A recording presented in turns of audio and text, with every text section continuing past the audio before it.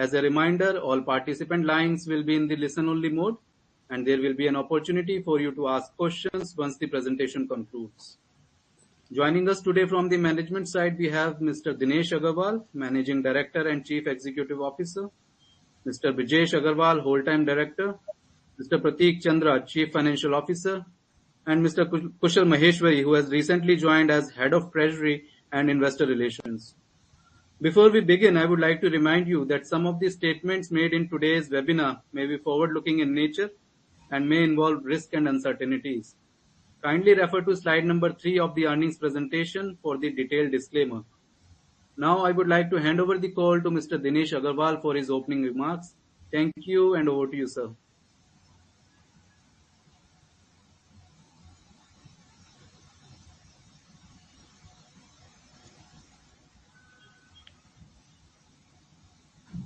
Good evening, everyone, and welcome to IndiaMART's Q3 FY22 earnings webinar. I hope you and your loved ones are staying safe and healthy. We have already circulated our earnings presentation, which is available on our website as well as on stock exchanges website. I'm sure you would have gone through the presentation, and I would be happy to take any questions afterwards. I'm pleased to report that our consolidated revenue from operations has been 188 crores in the third quarter and deferred revenue of rupees 790 crores, representing a growth in the deferred revenue of 25% year-on-year. Collections from the customer for the period have grown by 24% to rupees 222 crores in Q3 FY22. During the quarter, we also added 5,833 paying subscribers, closing the total count at approximately 156,000 during the quarter. Unique business inquiries stood at 23 million, with our 90-day repeat buyers standing at about approximately 55%. As communicated last time, we are improving our algorithms for better matchmaking and higher efficiency in the systems for easing the efforts of buyers and sellers. Our average matchmaking per unique business inquiry reduced to 5.3 times as against 6.3 times earlier. Further, we are very excited to share that we have strengthened our value proposition in the accounting software space by acquiring 100% stake in Busy Infotech Private Limited for rupees 500 crores in cash. Busy was founded in 1997 and currently is one of the largest accounting software company in the Indian market with over 2 lakh users. The business is cash positive with a revenue of 42.4 crores and PAT of rupees 11 crores in FY21. Also, Vyapar, one of our investee company offering mobile accounting software, has announced the Series B investment round led by Westbridge Capital, wherein we have invested an additional 63.5 crores and have raised our stake from 26% to 27%. Let me also brief you about some of the strategic investments that we made in the previous quarter. We have acquired 7.7% stake for rupees 32 crores in Mind Solutions, which runs M1 Exchange and Invoice Discounting Exchange, one of the trades platform as approved by RBI. We have also acquired 26% stake for rupees 13 crores in Easy Ecom, which offers AI-driven omni-channel inventory and warehouse management solution to D2C e-commerce merchants. Looking ahead, we continue to see increasing adoption of internet by businesses, which will fuel the long-term growth. At IndiaMART, we remain committed to enhance our value proposition and leverage these opportunities. Now, I would like to hand over the call to Prateek to discuss the financial performance in little more detail. Thank you, and over to you, Prateek. Thank you, Dinesh, and good afternoon, everyone. I will take you through the financial performance for the quarter ended December 2021. Consolidated revenue from operations was rupees 188 crores in the quarter, a growth of 8% year-on-year, driven by both increase in ARPU and paying subscribers year-over-year. Consolidated EBITDA was rupees 79 crores, representing a margin of 42%. Expenses have increased primarily in the manpower costs due to increase in headcounts and re-rating of salaries across the markets and our investments behind growth. Net profit for the quarter was rupees 70 crores with a margin of 33%, and cash generated from operations during the quarter was rupees 84 crores.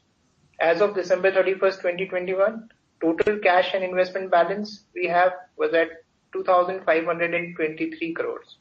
Thank you very much. We are now ready to take any questions. Thank you, Prateek. We will now begin the Q&A session. Please allow camera and microphone access if you wish to ask a question and use the raise hand option on your screen. You may type your question in the discussion panel as well, and we will pick up few questions from the panel at the end. Please restrict to 2 questions per participant so that we may be able to address questions from all the participants. We will now wait for a couple of seconds while the question queue assembles.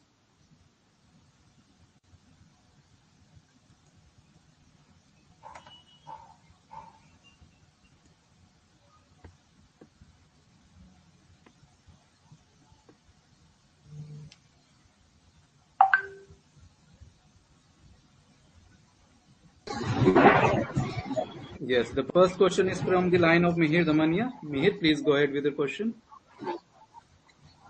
Yeah, hi. So my first question is relating to a sharp drop in website hits if you see on a quarter-on-quarter basis. So what has actually resulted in the same, and what are we doing to mitigate a drop in traffic, total traffic?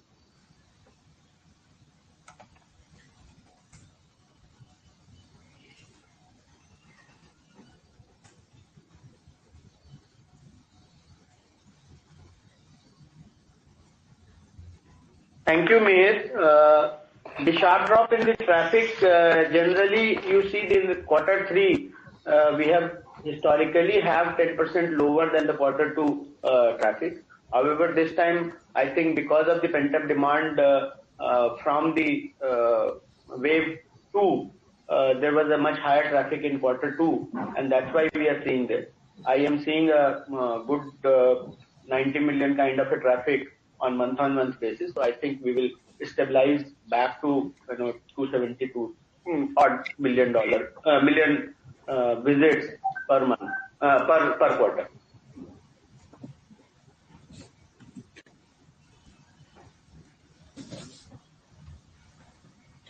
Okay. My second question is relating to the acquired business. So once it is acquired, is the business...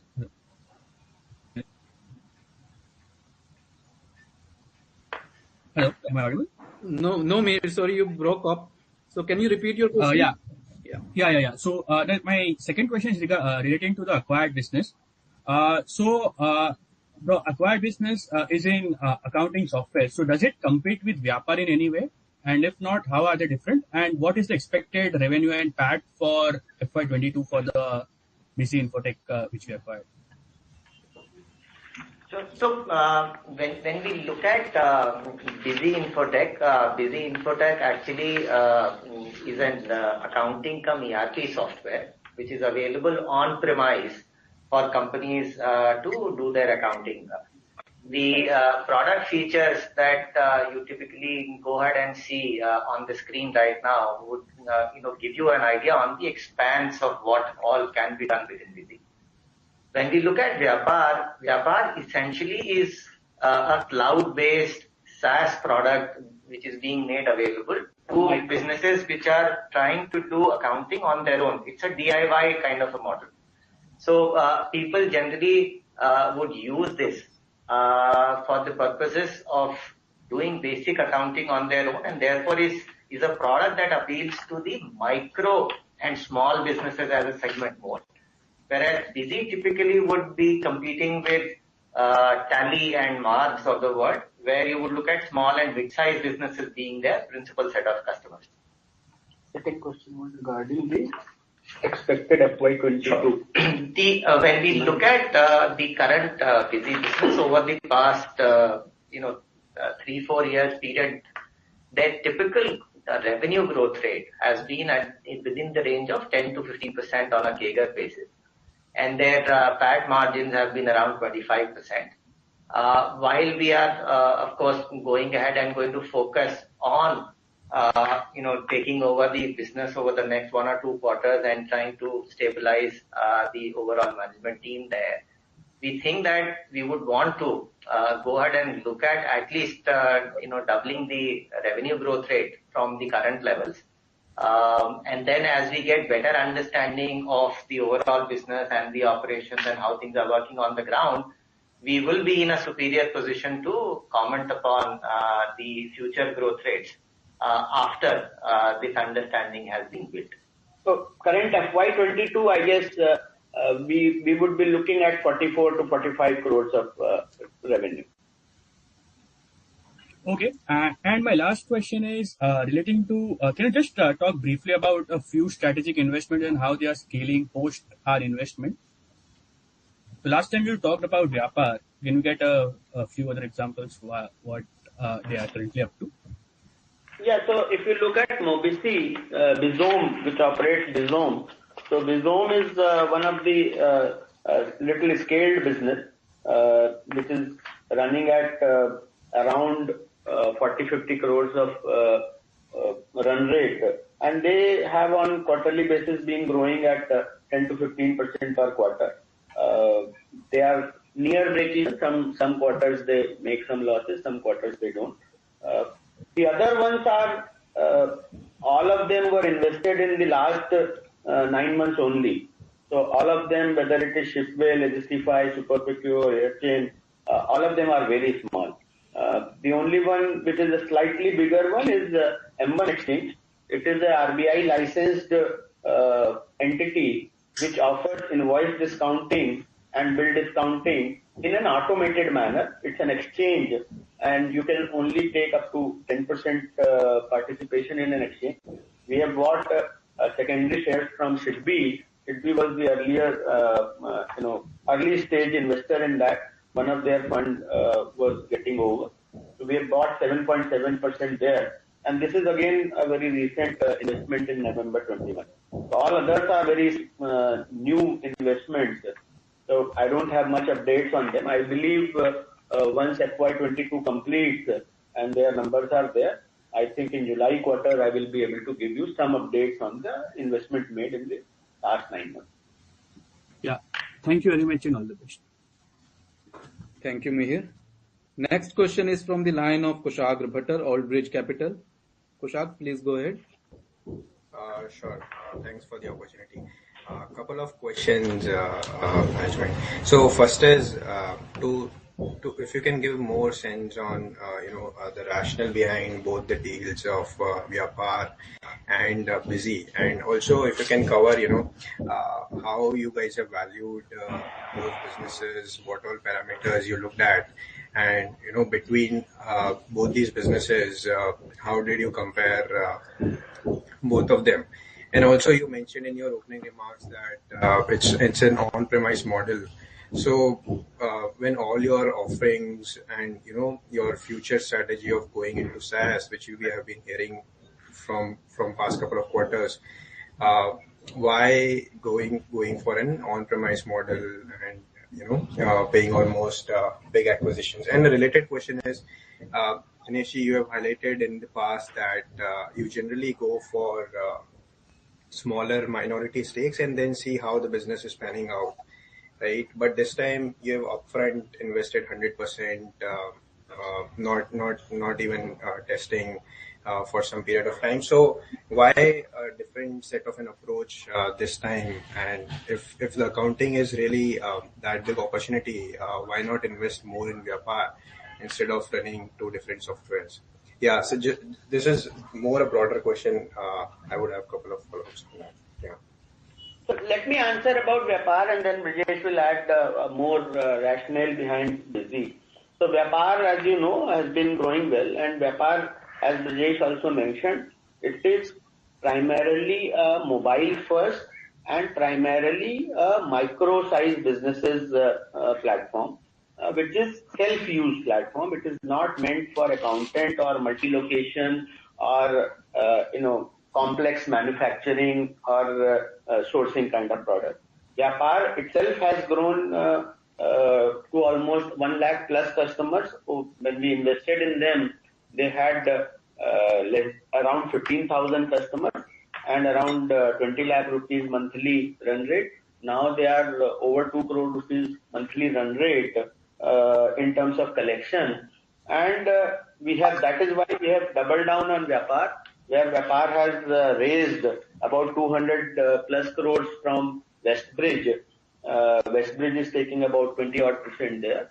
And IndiaMART has maintained our position at 26%. Not only maintained, but we have bought additional 1% from secondary share, where we are investing about 63.5 crores. Now, learning with Vyapar is that it's a very sticky and very large opportunity in the accounting space, and we have been studying this space for a while, whether it was Busy or Marg. Marg has been recently acquired by Farm Easy as part of their DRHP. It is disclosed. And we have valued Vyapar at the similar multiples as Marg did. We have acquired Busy at the similar multiple as the Marg deal. Now, valuation for an early stage business versus valuation for a late stage business is very different. Also, the revenue in Vyapar is customer revenue. Most of the customers directly pay to Vyapar. While in case of Busy, it is a transfer pricing revenue, dealer revenue. So Vyapar sells it to dealers, and then dealers further mark it up and sell it to the customer. So the retail price MRP is different than the revenue realized in case of Busy. So I think taking into account multiple things, one focusing on self-use, mobile side, SaaS, and the other focusing on slightly complex, more desktop kind of thing. I think these two are very complementary set of products, and they will continue to have a good growth in the times to come. On the Vyapar side, Busy side, more items. So let me also just add on, the rationale that we believe is driving this decision of going ahead and looking at multiple companies within the accounting space. When we look at accounting traditionally, it's a business which is very, very sticky. Customers typically would not switch from one platform to the other very easily. And we've seen that players like Tally, Busy, Marg have had a very loyal and sticky customer base available with them. These are customers who have also been focused upon keeping their data in a fairly protective mode, not really going ahead and doing everything on cloud basis. And a lot of this is also driven by how the chartered accountants really want them to go back and manage their accounting and auditing practices. So overall, today when we look at the top 3 players in the accounting space, which do on-premise, they have more than 2.5 million paying subscribers between Tally, Busy and Marg. When we look at the mobile first cloud-based market, the number of subscribers, the paying subscribers there for each of these players put together is just a fraction of this number today.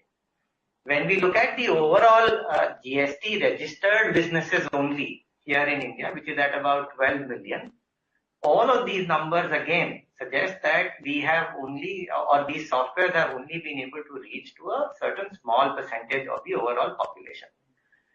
The way we are seeing usage of mobile, acceptability of cloud, and increased regulations and need for compliance, which is being pushed by the government in the form of e-invoices, e-way bills, regular returns being filed, it is going to become almost mandatory for such businesses to go and adopt a software to manage their entire accounting and compliances and reporting. So the overall market in itself, according to us, is poised for growth. And there is going to be growth coming in for all kinds of these offerings put together.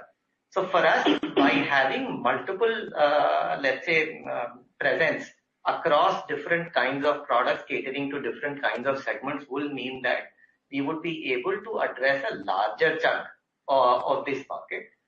Given the fact that accounting is accounting software is the only product which is used at scale by small and mid-sized businesses, and this is a global phenomenon, by the way, if you really go ahead and look at it. In India, it is far more prominent.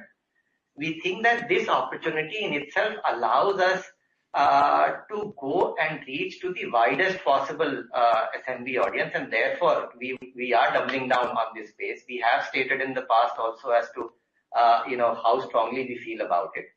And in fact, given our experience of investing in Vyapar and what we've seen there, that actually also gave us a lot of confidence to go ahead and look at doing a full-fledged acquisition at this point in time, rather than just simply taking the route of doing a minority investment and then look at taking a majority or doing an acquisition there. So in fact, we feel absolutely confident about this entire space. We would want to go back and continue to build a world-class product and make sure that this expansion that we are going to see in terms of market, in terms of the penetration of accounting software within the SMB space, we should be leading that change here in the next decade to come here. So that is something why we believe that we need to invest behind on-premise accounting, why we believe we need to have multiple investments in the accounting space, and also why we should go ahead and do an acquisition at this point in time rather than only taking a minority investment route. Sure. Okay. This explains. Second, a related question is, now you are almost done with 70% of the fundraise which you did. And pretty clear of going a little aggressive at this point of time. Any thoughts on how you guys are planning to monetize all these acquisitions? Because few quarters back you sort of highlighted that we'll see how these businesses evolve, and then we'll see some sort of a monetization plans on all these SaaS offerings. So any color on how you will price these, how will you club them in your current packages, your go-to market, or how you are going to offer or sell to your clients all these new businesses, new offerings which you have acquired? So as I said, we take about a year to understand the businesses after we invest, and then we start to experiment with any kind of a cross-selling, any kind of a data sharing opportunity there. And I think we have been doing some experiments with Vyapar. To some extent, those are showing some results. Nothing very significant numbers that I can share you with. In terms of Mobisy Bizom, we keep discussing what are the ways to further help each other. We haven't yet found anything very substantial that can be immediately plugged in, but all other investments are literally very small. I think we help them generate leads, but beyond that, they are still very small. Okay, sure. Last one from my side on the Logistify. So you have increased the stake. Again, a similar question what I asked on the Busy and Vyapar. If you can provide, what changed basically in this business, and how do you see this very specific domain specific business to evolve going forward? Yeah, that's it from my side. Thanks.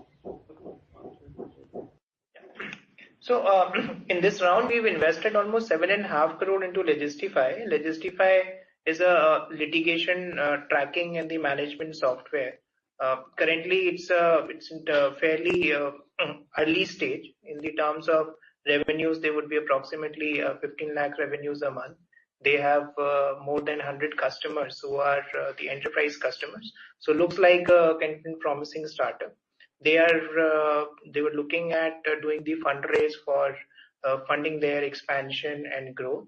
And since we believe in the story there, we decided to kind of support them. So it's more of a convertible. The valuation and everything would be linked to their next fundraise. It's more of a bridge round to the larger fundraise which they will plan after some time. Okay, sure. Thanks. Thank you, Kushagra. Next question is from the line of Pranav Kshatriya from Edelweiss. Pranav, please go ahead. Yeah, thanks for the opportunity. I have two questions. Firstly, can you throw some color on the flattish collection for this quarter? Considering, I think this quarter possibly the paying customer addition was decent compared to the last quarter. So in that sense, I also want to know that how the churn has been for the silver monthly customer, which has been a key issue in terms of the paying customer addition. That's my first question. Secondly, I would also want to know on the cost side, how should we look at the cost going forward? And specifically, I mean, you had talked about steady state cost coming to 100 odd crore rupees per quarter. We are at 110 crore rupees. So for FY23, should 110 to 120 crore rupees should be the base, or it could be even higher considering the manpower costs are going up. So these are my two questions. Thank you. Yeah. So Pranav, to answer your questions, you asked about the collection, the customer growth, which was the churn, and about the cost. So starting with the question on collections, this quarter we saw roughly around 24% growth in collection from customers. While you're right that the last quarter again we did the similar number, which had a slightly higher percentage. However, collections we would recommend to look at more on an year-on-year basis, as it would have a little bit of a quarterly seasonal trends therein. In the terms of the customer, the growth and the churn overall on a net basis, we've been able to add 5,800 customers in this particular quarter, which had been higher than the previous quarters. It is a result of two things, certainly improvement in the acquisition of the customers, as well as reductions in the customer churn that we were seeing. So this quarter churn was slightly better than, like, let's say, the previous quarter churn. We saw the churn stabilizing there. However, towards the end, because of, again, the COVID wave, there is a bit of an uncertainty about collection and customers, but overall we saw things are pretty much improving and moving in the right direction. Specifically about churn, I think as the monthly customer addition has been muted over the last 2 years, there has been a relief on the churn side, and that's why the net customer addition is now showing up, because we have been working to expand our new client acquisition in the multi direction with the channel sales, and that has started to pick up a little bit. And I think going forward also we continue to believe that we will do better than 5,800 net addition, at least for the next couple of quarters that I have direct visibility on. And in terms of collection, last 15 days of December as well as the first 15 days of January, there has been some impact on the of the Omicron. Many of our employees are also not feeling well, and their family members. So, but in general, I think this should be over by the month end, and February and March should be great months. Okay. On the cost side, coming back to your third question on the cost side, so as I said earlier, that if you see the increase in the cost has primarily been in the manpower side, and manpower side again there are two factors which are playing out. One is as we look at investing behind the growth, we are increasing the headcounts. This quarter we've added roughly around 225 more employees than the previous quarter. And we look forward to continue building up this manpower by roughly around 100 employees every quarter. The second factor which is leading to the manpower increase is also the re-rating of these salaries, which have happened all across. As what we see in the entire sector, there has been a talent crunch and challenges on the talent retention. So if the market correction is taking place, we'll have to come up to that market correction, because it's always advisable to retain the people rather than letting them go. So we would see some impact there. On the cost base of 110, and for the next quarter as to what will it become, we announce our increments in the quarter 4. So certainly there would be a further cost increase you would see in the coming quarter. The exact number would be difficult to guide, but certainly the cost would increase in the quarter 4 as compared to quarter 3. On the FY23 guidance, I would say that let this JFM quarter complete, and the JFM quarter numbers will be able to give you the FY23 guidance on the cost. Yeah. However, if you look at from a margin standpoint, as we've guided that structurally the margin had been more around 38%, barring one quarter here or there. We think we should be able to maintain those margins on a yearly basis. Okay, thank you. I mean, if I can just ask, one follow-up question. Yes. So I understand that typically Q4 has the bonus payouts and so on, and that's why we should see the cost increase. But other than that, I mean, should we expect what we have seen the cost base, how it has increased? I mean, for example, before COVID, annual cost increase was roughly 15-odd%. Consider as a the baseline increase in the cost. I mean, is that a fair assessment? That's where there is a difference, Pranav. Pre-COVID, yes, you are right that we were typically having a overall cost increase at 15 to 18%, barring a few years where it would have gone to 20%, but it has been 17-18% on an average. Now, since last 2 years, we haven't had we have had a depressed cost.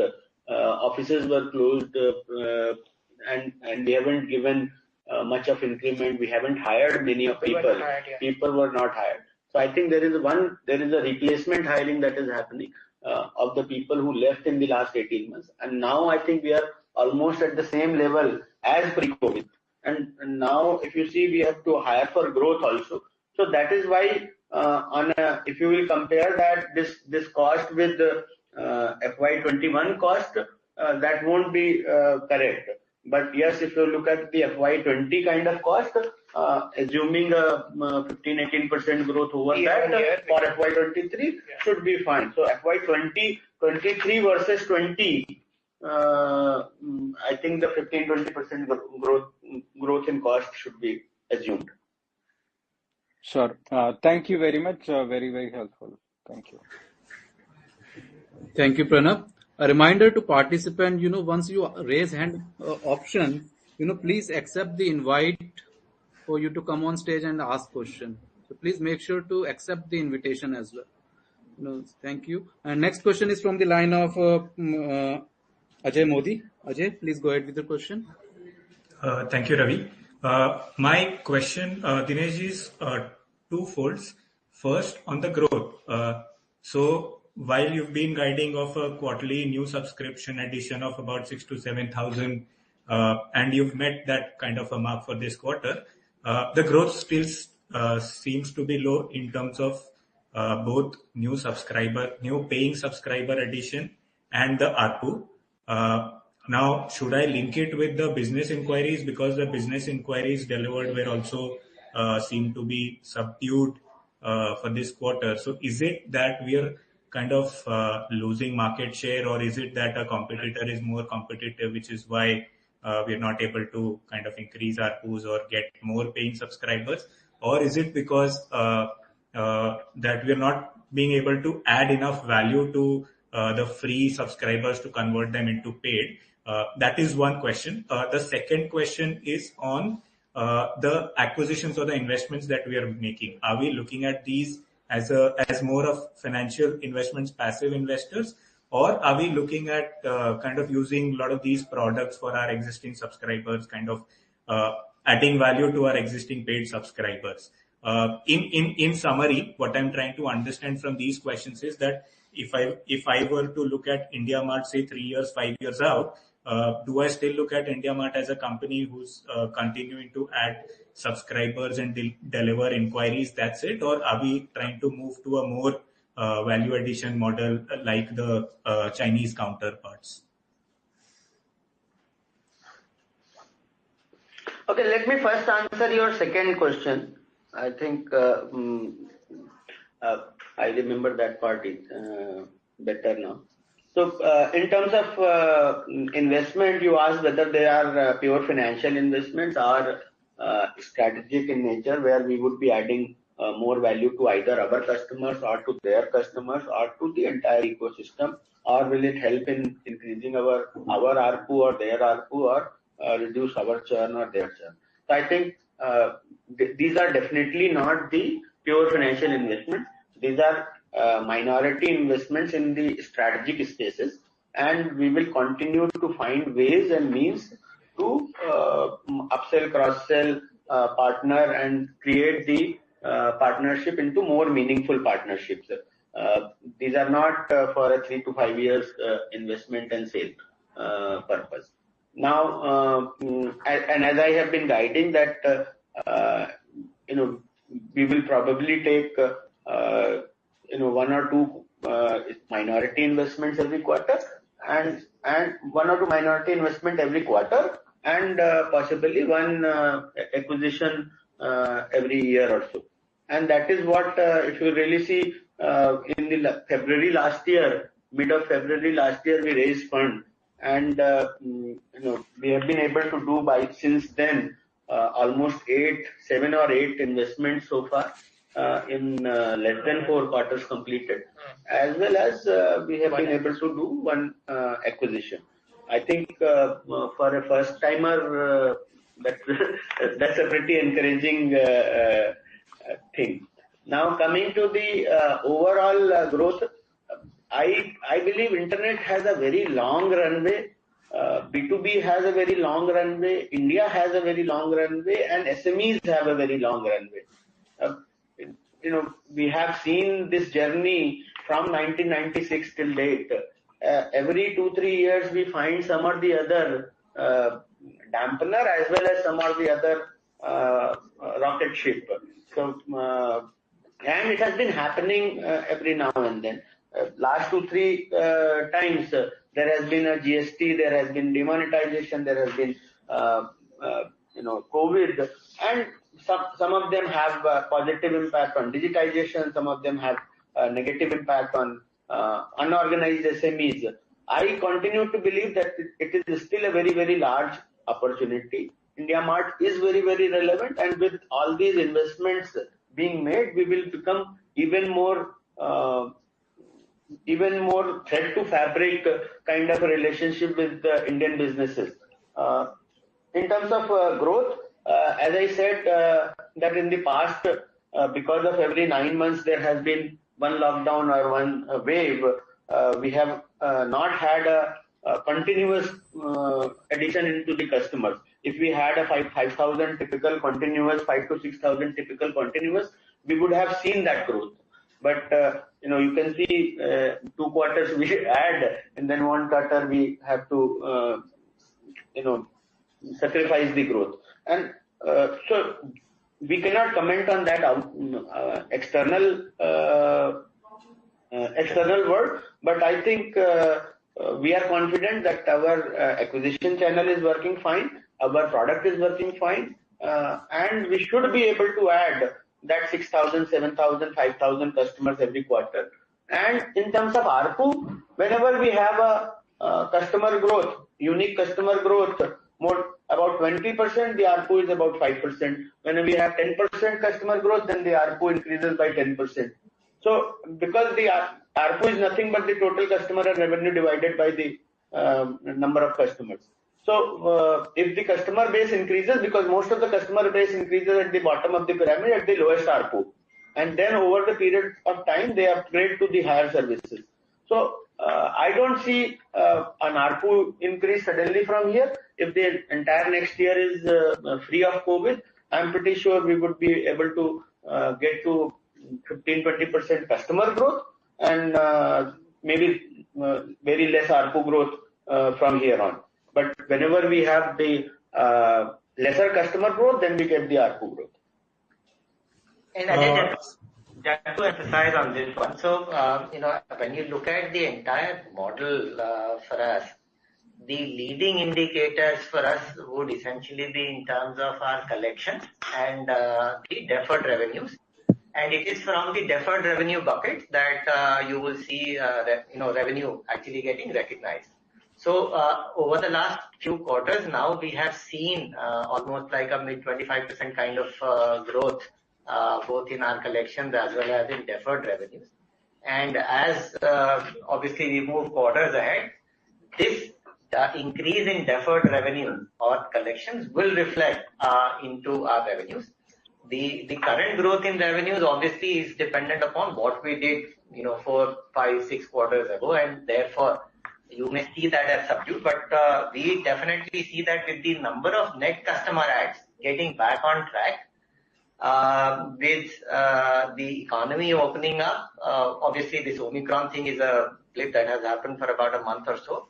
We think we are probably in a very, very good shape to take advantage of all the improved internet adoption that has happened because of COVID in this while. And we should be looking at decent growth for us even going forward. So, Brijesh, thank you for that, and Dineshji, thank you. I would like to, so Dineshji, I'm with you. I understand that the space is very large, and we are becoming more and more digitized.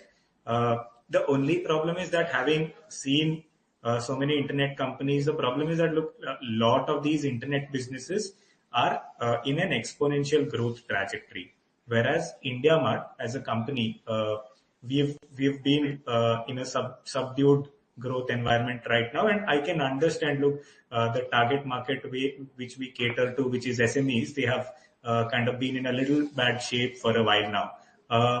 But then my question again is, look, are you satisfied? I mean, is it that 6,000-7,000 new customer addition and a little bit of ARPU hike is all that we should expect going forward? And I understand, look, so many acquisitions that you're doing is definitely for some outcome. But having said that, whatever last 4 quarter acquisitions you've done, kind of still does not reflect so far. So what I'm trying to just simply dig through is it because the base of 156,000 paying customers, is that base very large now from where growth of say north of 20% is going to be a little difficult? If you look at our collection from customer, it is still last quarter it grew by 36%. This quarter it grew by 24%. So I don't think, if you look at the revenue from operation, that's a 20 months moving average. Right. When collections were minus 10% and minus 50%, then also revenue was minus 2% and plus 10%. So we are still growing at 30% plus minus, and no, sir, you are, but your guidance always remains about 6,000, 7,000 quarterly new subscriber numbers. Now I'm guiding that. I think we have been guiding at 5,000 and 5,500, and now I'm guiding 6,000, 7,000. Okay, so when do we get to 9,000, 10,000 kind of a number? That we will let you know next quarter or quarter or two. Okay, cool. Cool. Thank you. I will come back in the question queue if I have more. Thank you. Reminder to all the participants, please raise hand option and please accept the invite to come on stage and ask question. Next question is line from the Antique Stock Broking. Pratik, please go ahead with the question. Yeah, good evening, sir. Can you hear me? Yes, Yes, Pratik, we can hear you.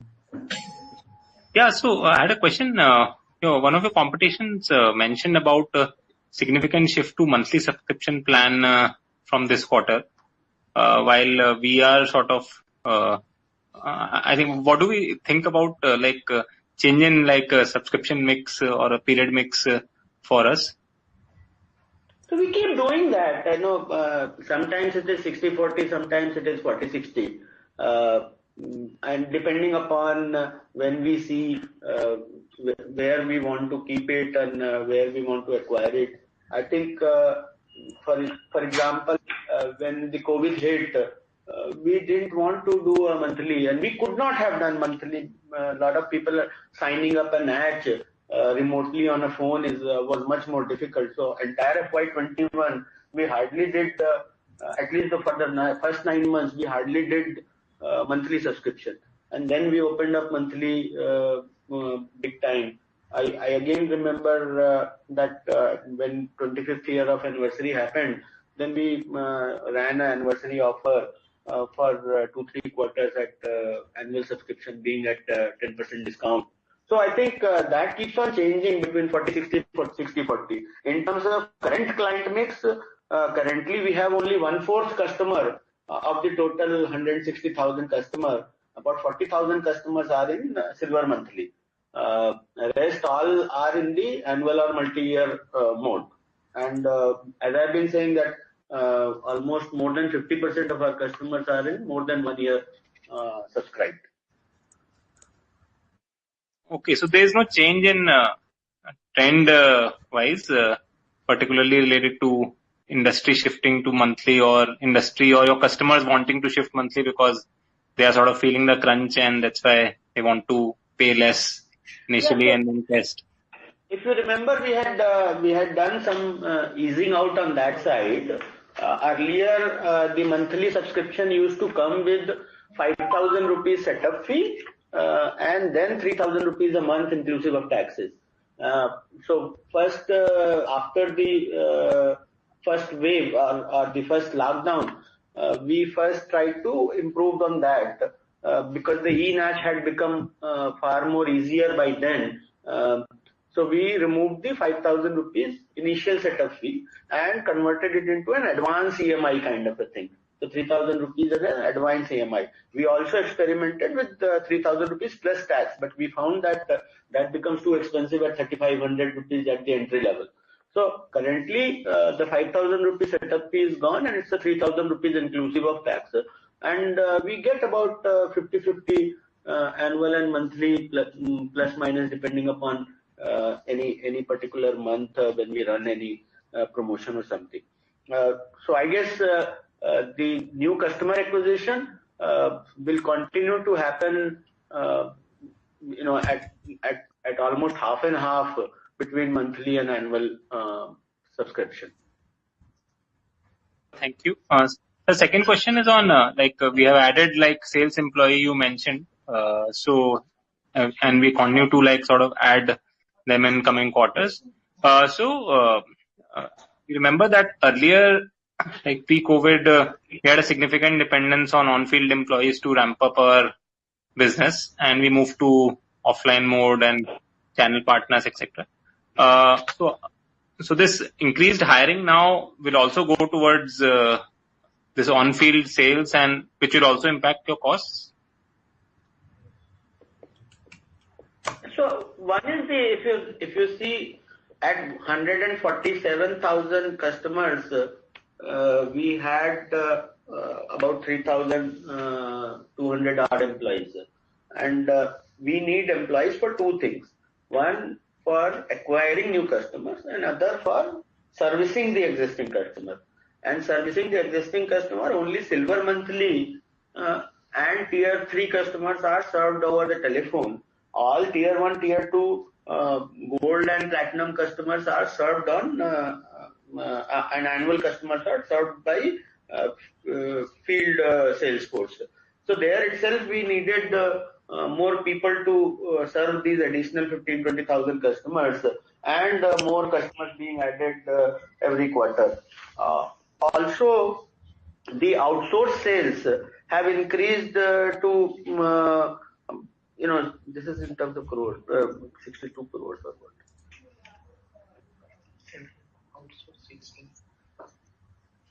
But we don't have numbers. So I think in terms of new client acquisition, you are right that we are slowly changing the mix. In terms of earlier, we had almost 1,000 plus our own people on the field, and then about 300 people in the telecall centers. And now we have almost we are planning in a manner that 40% would be our own field sales force, 40% would be probably channel field sales force, and maybe 20% on the telephone. That's the split that we are working towards. And on an overall basis, the increased customer acquisition would happen based upon the increase in the number of people in all the three channels. So thank you, sir. And one last question on: do you still feel any need based on industry trends of increasing your ad spend, or you're not looking at incurring major ad spend to accelerate your growth in line with a question mentioned earlier? I think on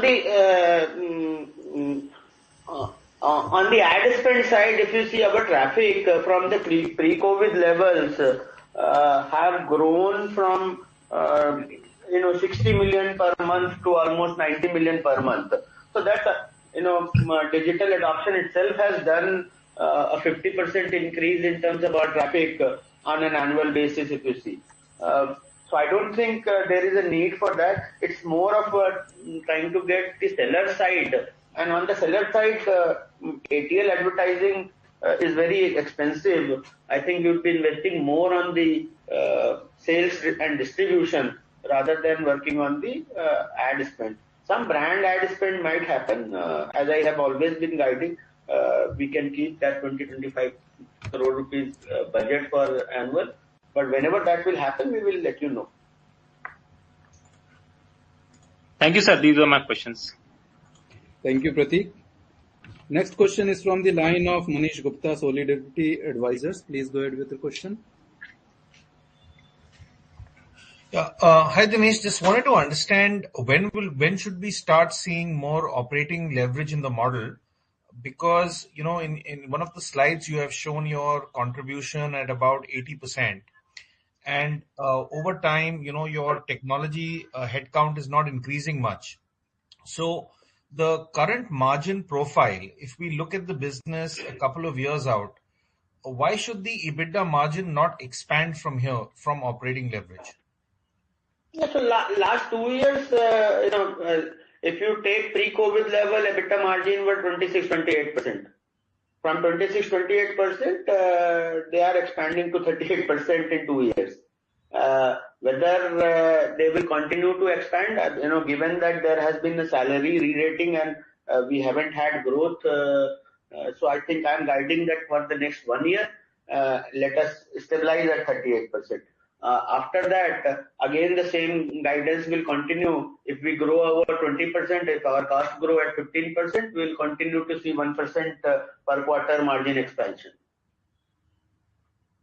1% per quarter, you mean, or you? 1% per quarter is what, if you grow at 15%, if your expenses grow at 16%, and if your revenue grows at 20%, you will see a 4% margin expansion every year. Okay, excellent. Thank you. Thank you. Please, a reminder to the participant, please use raise hand option if you wish to ask question, and kindly accept the invitation as well. Thank you. Next question is from the line of Amit Chandra. Please go ahead. Yes, sir. Can you hear me? Yes, Amit, you can hear me. Yeah. So, thanks for the opportunity. So my question is on the investments. I know you have explained a lot about the rationale behind the investment, but just to have some further clarity on this. So most of the investments are in the ERP space. So how are we actually looking to leverage these investments in our existing client base or our platinum clients? So, for example, how many clients are actually using these softwares? Specifically, if you, want to talk about Busy, so is there a huge cross-sell opportunity in our existing client base where we can go and sell this software? And if you can also highlight, what is the pricing model there in terms of, because it's an on-premise model, so whether we will charging it as a license or a SaaS kind of a model, or it will be more of an offering which will be more like a bundled offering, right? In which you will bundle it along with the yearly subscription charges. So if you can throw some light on that. So Amit, when we look at Busy as an accounting software, currently the on-premise model that they have, they offer subscription, they offer licensing model whereby you can take it for a single user, for 2 users, or for multiple users. The price typically would range anything between 8,000-9,000 rupees to about 35,000-36,000 rupees. There are some of these users who would also go back and pay anything between 3,000 to 5,000 rupees every year to get the upgrades that are launched by them. Currently about 25% of their customers essentially go for these services right now, and that adoption has happened over the last 2 years specifically. Now, their current market share in the accounting software market, and specifically for businesses that are GST registered, they have about 10% market share. And that is also fundamentally more on the manufacturing and the wholesale trading side of it. A sample dipstick between our customer base and the Busy customer base suggests that there is a current overlap of anything between 15 to 20% of the customers, of IndiaMART customers using Busy accounting software.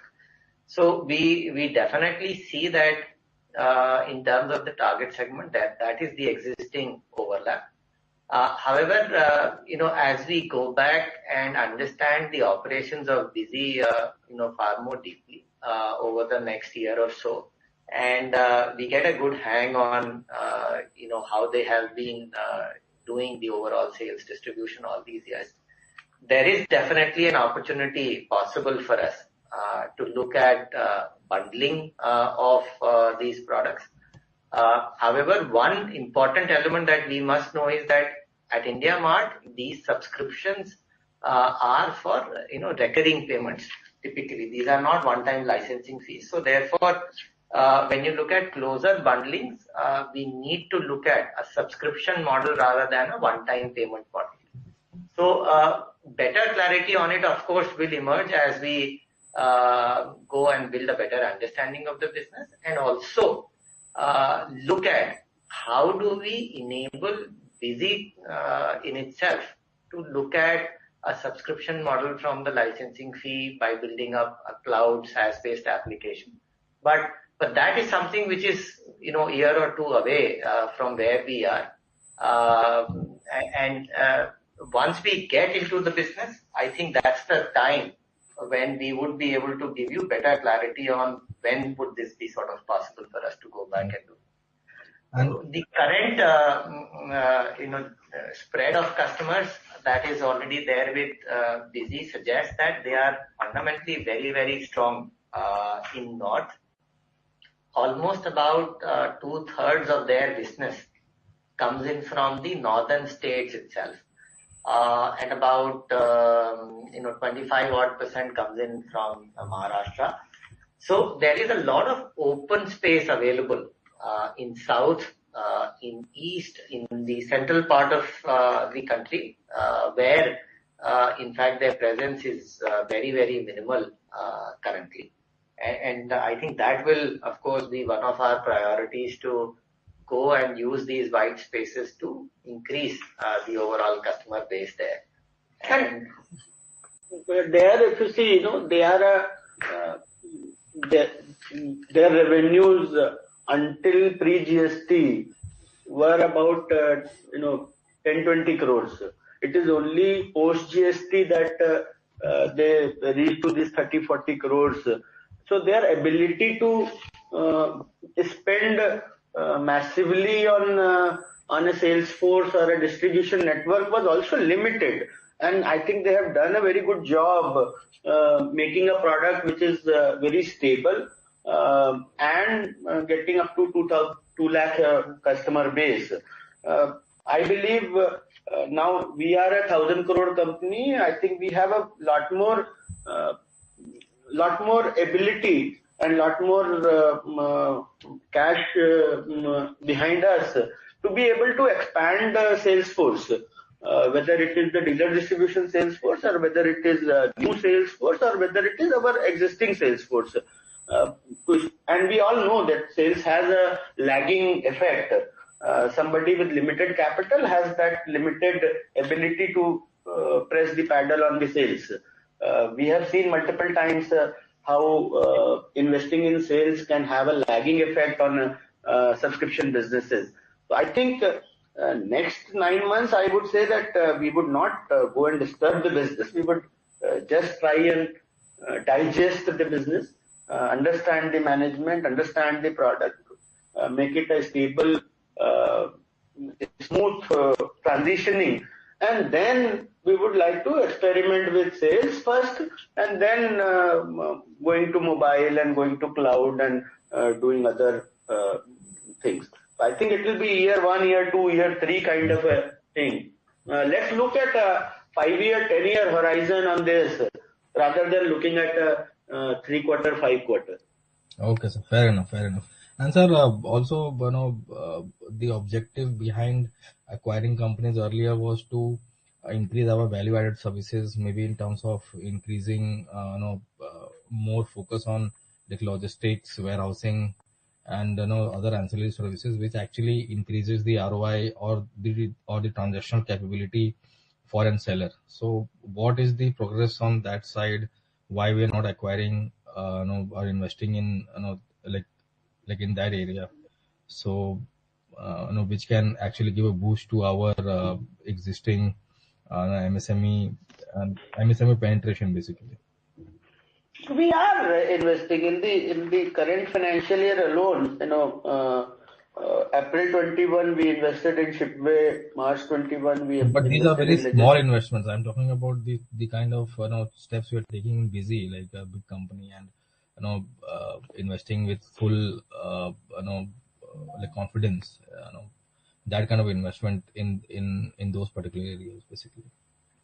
After investing for 2 years, we have been able to make this courage to do a bigger investment. Let's digest this one, and then we will do one acquisition a year over the. As I've been guiding, if we can do one acquisition a year, let's first for the next 3 years. That should be our target, and then we look at there are companies in the world who do one acquisition every month.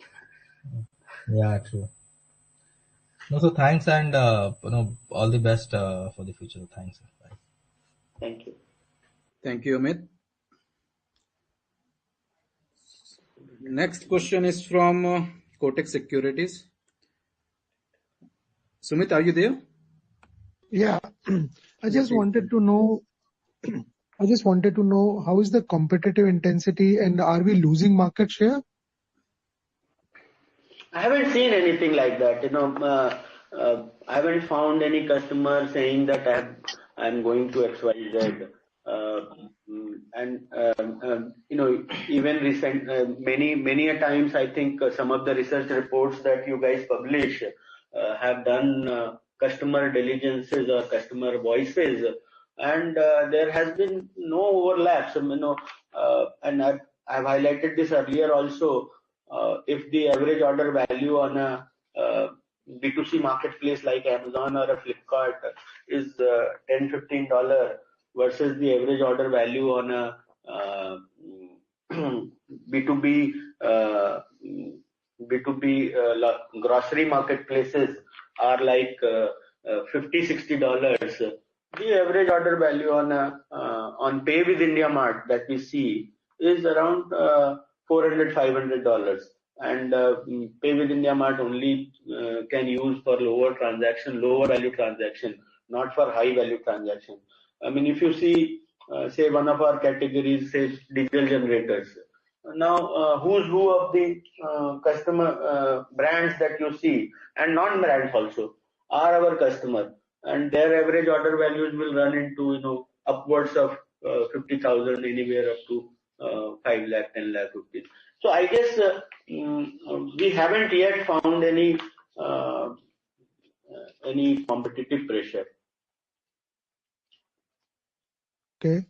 And how we should see the growth trajectory going forward from here for next 2 or 3 years? As I said, if these kind of every 9 months some kind of a lockdown or a wave does not happen, I think we should be good at anywhere between 20 to 30% growth rate. Okay. Thank you, sir. Thank you very much. Thank you, Sumit. So due to time constraint, that was the last question. And with this, we come to the end of a Q&A session. And now I hand over the call to the management for their closing remarks.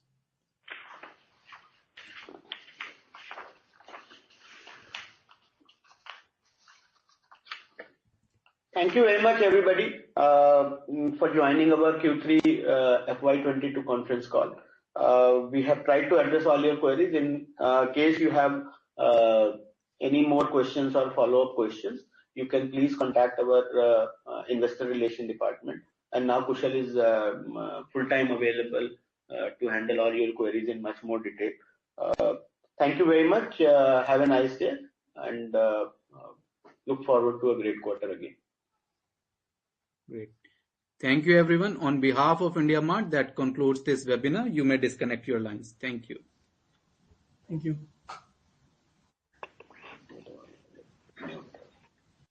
No, that's it.